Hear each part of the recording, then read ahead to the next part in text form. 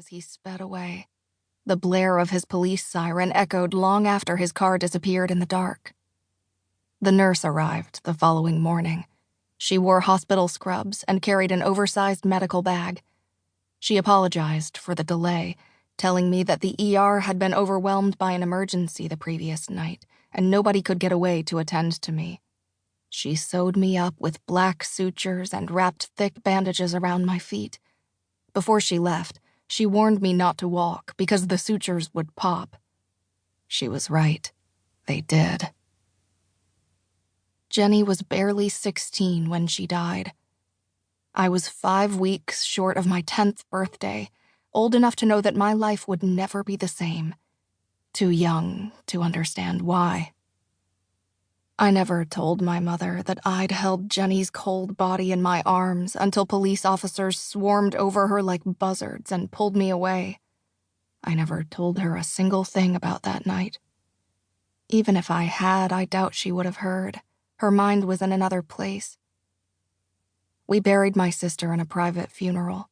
The two of us and a local minister, and a couple of Mom's old colleagues who came during their lunch break, wearing their supermarket cashier uniforms. At least they're the ones that I remember. Maybe there were others. I can't recall.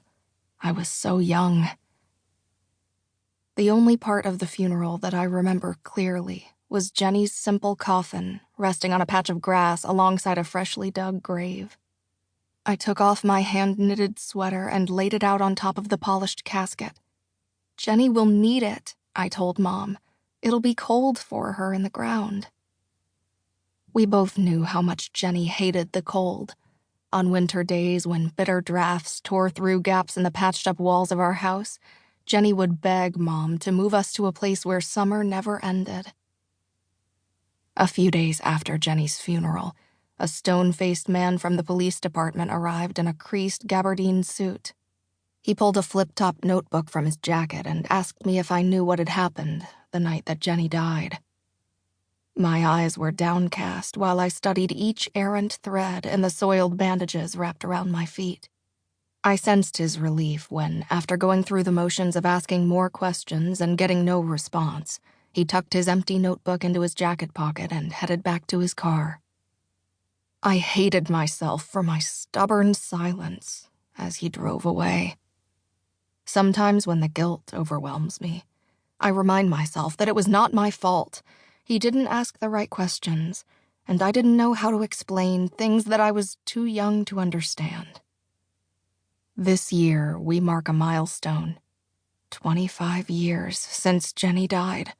A quarter of a century, and nothing has changed. Her death is as raw as it was the day we buried her.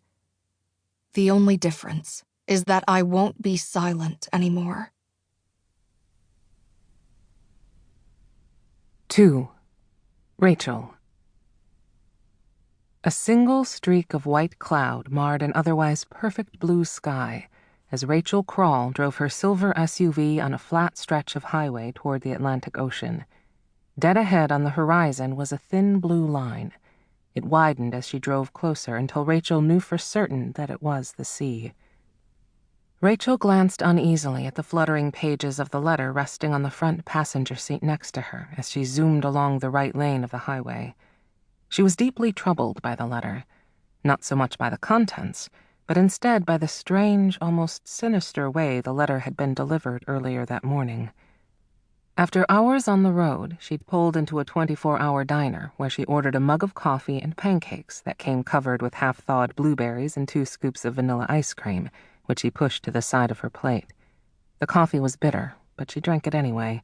She needed it for the caffeine, not the taste.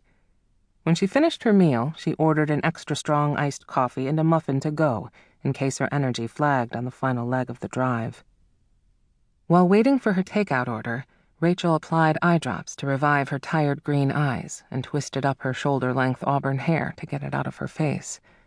Rachel was tying her hair into a topknot when the waitress brought her order in a white paper bag before rushing off to serve a truck driver who was gesticulating angrily for his bill. Rachel left a larger-than-necessary tip for the waitress, mostly because she felt bad at the way customers hounded the poor woman over the slow service. Not her fault.